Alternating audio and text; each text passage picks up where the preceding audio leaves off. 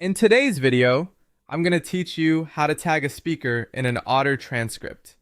If you're reviewing a transcript in Otter, adding speaker names is a simple but very useful way to make the conversation easier to read and understand.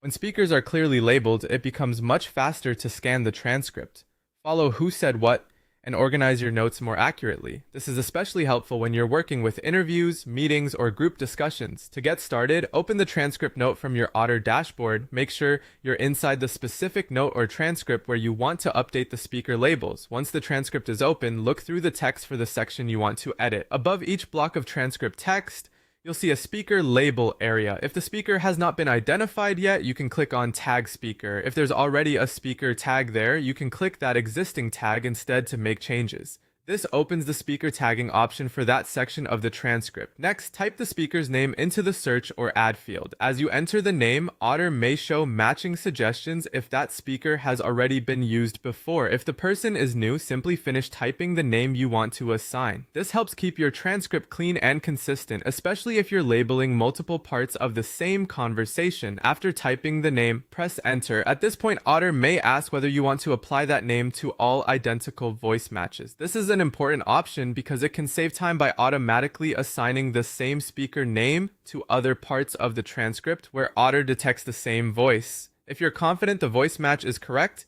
go ahead and apply it.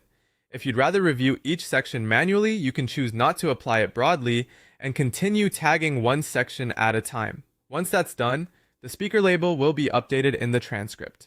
It's a good idea to quickly scan nearby sections afterward just to make sure the speaker assignment looks accurate and consistent. Even with voice matching, a quick review can help catch anything that needs adjusting. That's all it takes to tag a speaker in an Otter transcript. It's a small step, but it can make your notes much more organized, readable, and useful.